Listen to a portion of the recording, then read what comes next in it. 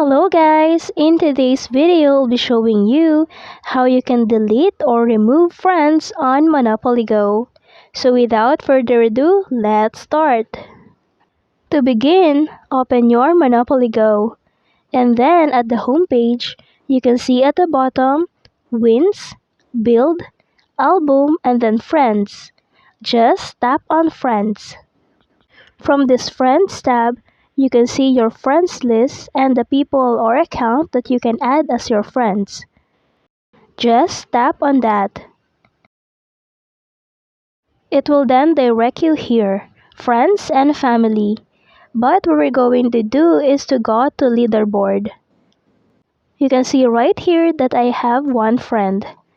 Now to remove this one, just press it and then you will see Remove. Just tap on that.